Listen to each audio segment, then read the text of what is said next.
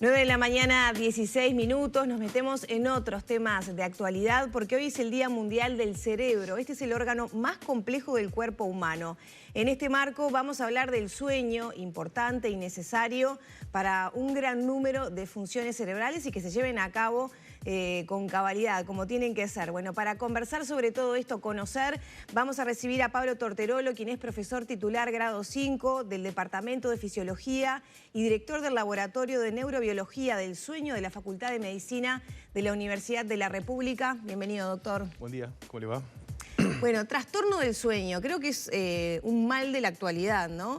¿Qué es un trastorno del sueño? Absolutamente. Primero, habría que definir qué es el sueño, ¿no? Digo, grandes conceptos.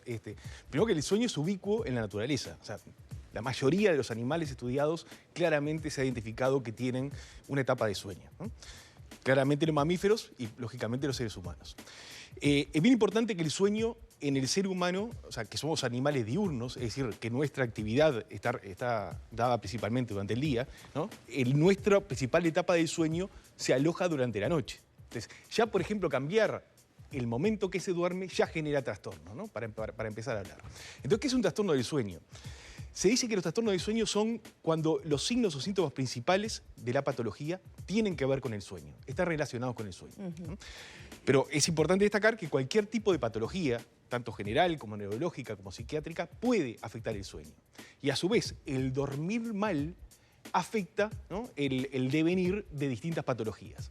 Por ejemplo, si a mí me duele la muela, voy a dormir mal, y si duermo mal, me va a doler mal la muela. Claro, si es un periodo corto, la consecuencia no va a ser definitiva probablemente, ¿no? Exactamente, está digamos, trastornos en el sueño que son ocasionales, ¿no?, de corta duración, que afectan ese tiempo, ¿no? Y después están los trastornos crónicos, ¿no? Que generan problemas importantes, ¿no?, a largo plazo. Ahora, antes de seguir avanzando con este tema, por lo menos para saber si hay una diferencia o no, entre estar acostumbrados a dormir poco por la cantidad de horas que tenemos de actividades en el día, o tener alguna situación puntual que no nos permite dormir la cantidad de horas que necesitamos. ¿Es lo mismo? ¿Se pueden considerar los dos trastornos del sueño? No, o sea, primero es ¿cuál es el tiempo normal de sueño?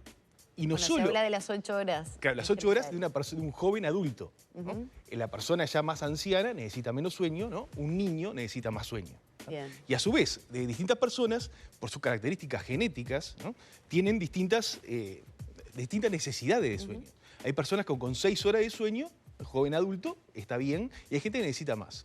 Porque a su vez el sueño no solo depende de la duración, sino depende de la calidad. Claro. ¿No? La gente que duerme menos tiene un sueño mucho más eficiente. Duerme en menos horas, pero hace bien el trabajo, digamos, ¿no? O sea, Típica que apoya la cabeza a la almohada y la queda. Exacto, la función de sueño se cumple con menos horas, ¿no? Es un sueño extremadamente profundo, ¿no?, que ejerce la función de sueño, sea cual sea ella, que es todo un tema, cuáles son las funciones de sueño. Y eso no se elige, viene con uno. Esa condición de que te alcancen 8, 10 o 6. Viene con uno. Hay muchos estudios que dicen que de alguna forma se puede entrenar, de uno quisiera, de dormir un poco menos de lo que necesita, para ir como un sueño que es esencial, ¿no?, que menos de eso genera trastornos, y otro sueño que es como uno come de más, digamos, uno podría estar durmiendo de más y con entrenamiento y en largo tiempo ir reduciendo un poco, pero hablamos de un poco, ¿no? O sea, digamos que uno que duerme normalmente 8 horas podría reducir a 6,5 sin generar grandes trastornos, ¿no? O sea, el dormir poco no es un trastorno del sueño. O sea, ¿cuándo hay un trastorno del sueño? Cuando el otro día uno se siente mal. Bien. Se siente con sueño, se siente que no duerme lo suficiente, que no descansó, se siente cansado, ¿no? Entonces, ahí hay un problema. Hay personas que duermen menos, pero otro día están con una vigilia perfecta. Claro. Eso puede pasar durmiendo muchas horas también. Absolutamente. O sea, es el tiempo necesario para la persona, ¿no?, que a su vez depende de la calidad de sueño de esa persona, que depende de muchas cosas, ¿no? Acuérdense que el sueño, pero porque lo he hablado varias veces, pero el sueño no es una cosa homogénea, ¿no? Hay distintos estados dentro del sueño. Dicho de paso, el sueño se define como un estado de comportamiento, un estado comportamental, que cambia toda nuestra fisiología. Todo nuestro funcionamiento cambia durante el sueño. Y a su vez tenemos el sueño de ondas lentas, el sueño REM, que es donde se sueña, en fin. Entonces, según lo que se llama la arquitectura del sueño, ¿no?, también depende de la calidad del sueño. O sea, las etapas del sueño tienen que cumplirse para que ese sueño sea eficiente. Y a su vez ese sueño, para que sea eficiente, no tiene que ser fragmentado. Si uno se despierta varias veces durante la noche, tiene un sueño más ligero y a pesar que duerma muchas horas, quizás no sea lo suficientemente eficiente, ¿no?, para al otro día estar bien. ¿Cómo me doy cuenta si efectivamente el malestar que tengo en el día corresponde a haber dormido mal o, bueno, no tener una buena calidad de sueño? Porque me puse a pensar como ejemplos mientras usted hablaba y con las vidas que tenemos hoy es muy frecuente encontrarse con dolores de cabeza, contracturas, falta de energía, que no solamente va por el sueño, va por la cantidad de horas que estamos en movimiento, situaciones de disconfort generalizadas, alimentación, bueno, falta de agua, falta de ejercicio. Se dice que hay una epidemia en la sociedad moderna de falta de sueño, ¿no? O sea, se está durmiendo mucho menos que en décadas anteriores. Lo que sin duda puede ser un problema. Y sin duda hay gente que eso lo tiene agravado por sus características de su vida, ¿no? Por su trabajo, por ejemplo. Los trabajadores nocturnos sin duda tienen su sueño afectado. Esto es un tema, trabajar de noche e intentar dormir de día. Claro, después hay que ver, muchas veces uno duerme un poco menos durante la semana y después compensa los fines de semana. O sea, uno en general, no en general, pero es muy común que se duerma más durante los fines de semana, tratando de compensar ciertas horas perdidas. No se compensa todo, porque quizás tampoco se necesita compensar todo lo que se pierde. Y también, digamos, está la compensación con la siesta, ¿no? Porque uno puede dormir menos durante la noche y tener cierta compensación con una siesta que... ¿Hace bien la siesta? ¿Si dormimos mal? Bueno, según la persona hace bien. Hay que ver qué tipo de siestas, ¿no? Pues está, por ejemplo, lo que ahora es muy famoso. Hay teorías que dicen que ni de 15, ni de 1 hora, ni de media. Y la power nap sí, power nap no, esa de 15 minutos. Sin duda depende de la persona. El power nap de 15 minutos es muy buena para, si uno está muy cansado, en general, después del mediodía, y es donde sirve más, porque normalmente nuestra fisiología, o sea, lo natural, nuestro estado de vigilancia, nuestro estado de alerta cae después del mediodía, comamos o no. Si uno come más, lógicamente cae todavía más, pero aunque uno no coma muy livianito, igual tiene una caída de vigilancia. Entonces, ahí la siesta puede servir, lógicamente, sirve mucho más en condiciones, por ejemplo, en climas muy cálidos, que uno no vaya a trabajar a las 2 de la tarde, ¿no? O sea, es hasta mejor, más fisiológico, más natural, más sano dormirse una siestita. Ahora, la power nap de 15 minutos realmente levanta, y se ha demostrado por distintos trabajos científicos claramente, que mejora la vigilancia, y lo que tiene, que no cambia lo que se llama la presión del sueño. Es decir, yo de noche, aunque duerma una siestita de 15 minutos o menos de 20, que es lo que se llama, esa siesta corta, relativamente corta, voy a dormir bien igual de noche. Si ya paso de eso, hay 2 problemas. Uno, que me va a bajar la presión del sueño. Es decir, a la noche me va a costar más dormir. Eso depende de la persona, porque a mí no me depende pasa. de la persona. Eso digo, ya se duerme más de 20 minutos, 1 hora, hora y media. Y a su vez, el tema de más de 20 minutos, que si uno se despierta después, se puede despertar en sueño profundo y tiene lo que se llama la inercia o borrachera del sueño. Que se despierta y está peor que antes de repente, ¿no? Se siente medio perdido por minutos hasta horas, medio perdido, te puede ser peor el remedio que la enfermedad. Claro. Ahora, vayamos a lo que tiene que ver con los trastornos del sueño, con esas personas que no pueden conciliar por diferentes motivos la cantidad de horas necesarias y con ese descanso, ¿no? Llegar a ese estado del sueño que sirva para descansar efectivamente todo el organismo. ¿Qué consecuencias puede traer? Bien. Estás hablando de un trastorno particular del sueño porque hay varios tipos de trastornos. Cuando no podemos descansar de la manera adecuada, lo que nos pide nuestro cuerpo, digamos. Ahí está. Eso entra dentro de los llamados insomnios, ¿no? Que es uno de los tipos de trastorno del sueño, ¿no? Hay otros que son, por ejemplo, las hipersomnias, que la persona duerme más, ¿no? Hay otros que se llaman las parasomnias, que son comportamientos extraños durante el sueño. Por ejemplo, el sonambulismo, por ejemplo. Por ejemplo, el sonambulismo. En fin, te estás hablando del insomnio. Entonces, el insomnio, que es bastante común, el insomnio crónico se habla en estudios epidemiológicos, más o menos un 10% de la población. Insomnio ocasional es mucho más, ¿no? Que por algo uno no puede dormir. Entonces, esas personas tienen problemas para o conciliar el sueño, o mantener el sueño, o levantarse mucho antes, despertarse mucho antes de lo que uno quisiera. Y al otro día se sienten mal. ¿Y qué pasa? Mucho de ese insomnio está provocado por las características de su vigilia anterior. Es decir, si tiene una vida muy estresada y algo que le preocupa, lógicamente si algo le duele, ¿no? Pero en general los problemas diarios Porque el sueño es una continuidad de la vigilia, no son como cosas separadas, ¿no? Si algo me preocupa la vigilia, va a ser que influya en mi sueño. Que el sueño sea más ligero, que uno lo logre profundizarlo, que uno nos cuesta más conciliar el sueño y a su vez no puede generar pesadillas, ¿no? O sea, también, que a su vez nos pueden despertar. O sea, que hay una continuidad de lo que pasa en la vigilia a lo que pasa en el sueño, ¿no? Y todo eso está enmarcado dentro de lo que se llama el insomnio, ¿no? Distintos tipos de insomnio. ¿Se vio un impulso de todo eso con la pandemia?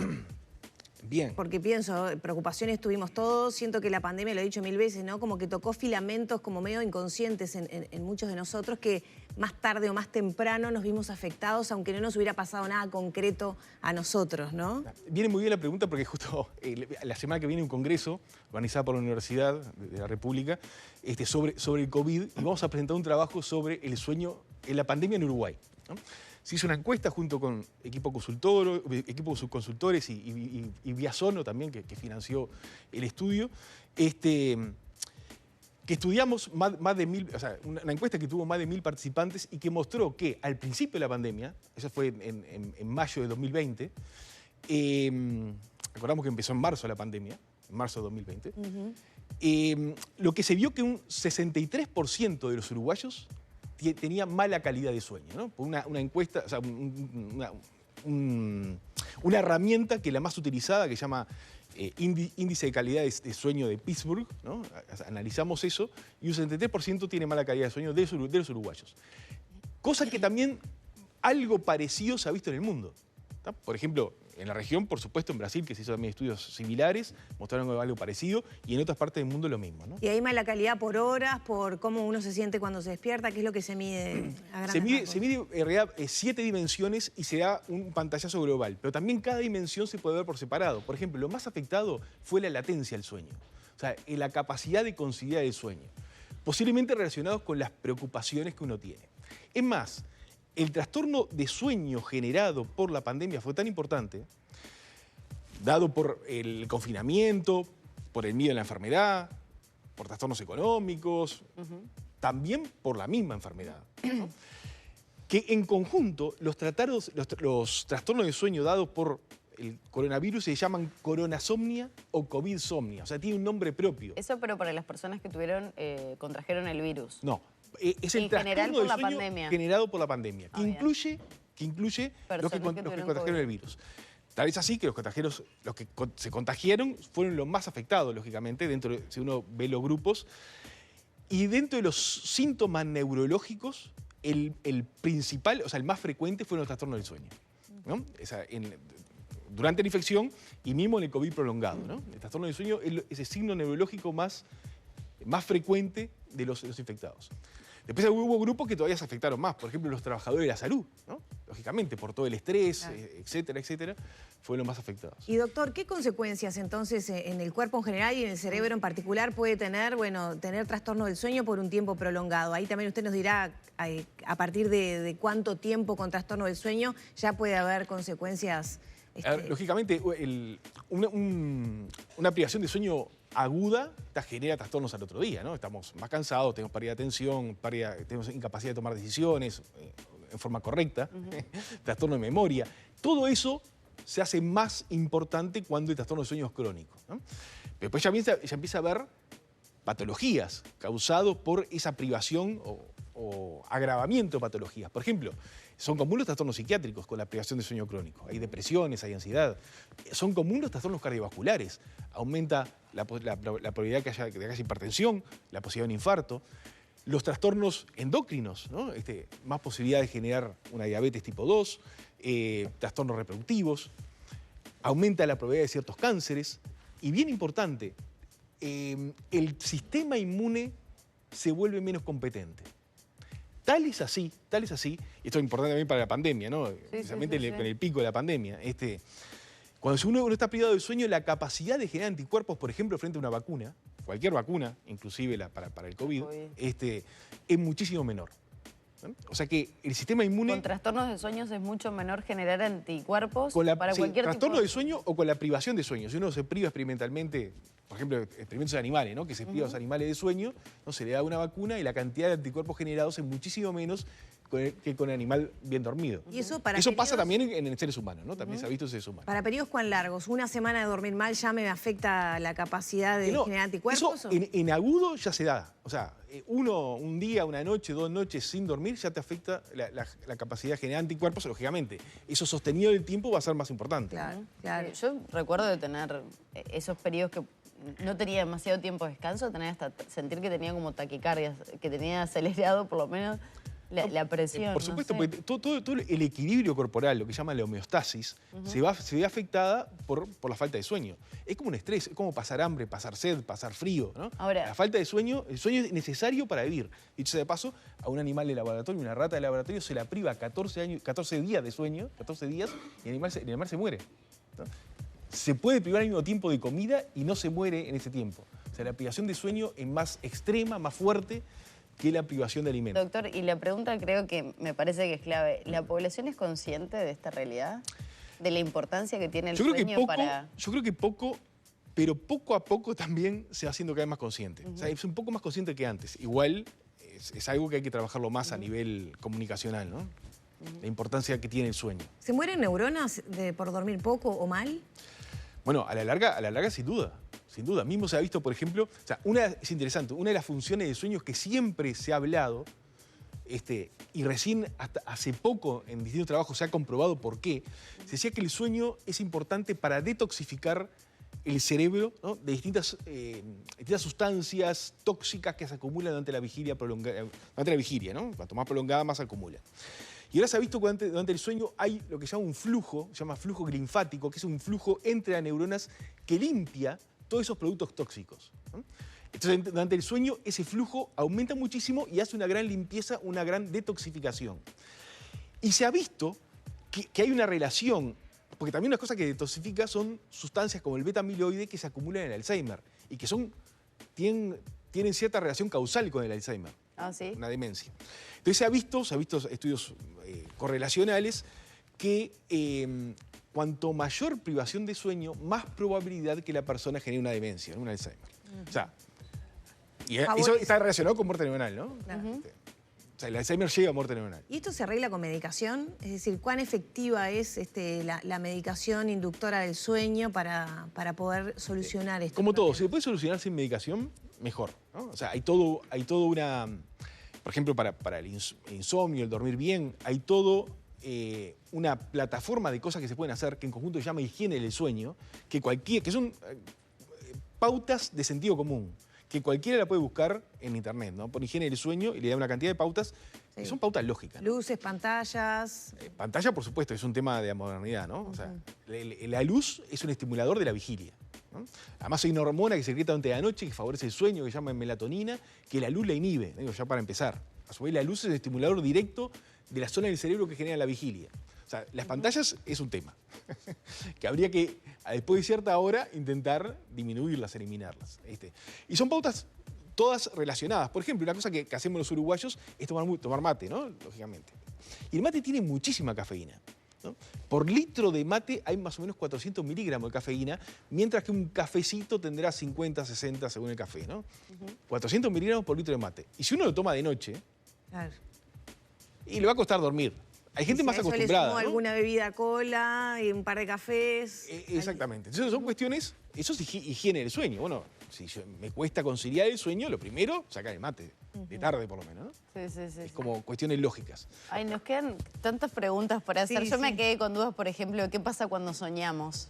¿Qué efecto está teniendo en nuestro cuerpo debido a que, bueno, quedará para otra oportunidad? Bueno, puede contestar en 20 segundos, sí. El sueño es fundamental para el soñar. Y el sueño general y el soñar en particular es bien importante para consolidar la memoria. O sea, las cosas que vivimos durante el día, intentar memorizarlas y prepararnos para la vigilia que viene. O sea, durante el sueño hay una simulación o una práctica virtual de cosas que no pueden pasar.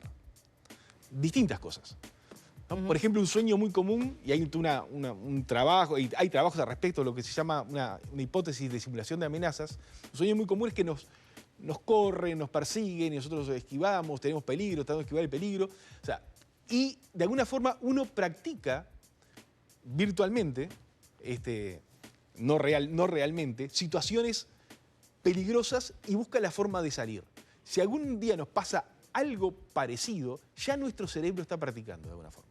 Entonces, primero consolida cosas, recordar cosas que nos pasaron, las relaciona con memorias viejas y a su vez nos prepara para el futuro. ¿Y esos son los famosos déjà vu? ¿Pueden tener algo que ver? Pueden tener mucho que ver, sí, sí. Qué Bueno, increíble. doctor, quedamos para otro día seguir hablando sobre todo de los sueños. Muchas gracias. No, por favor, un placer. Muy amable. Cerramos por aquí la charla, ya son las 9 de la mañana, 37 minutos.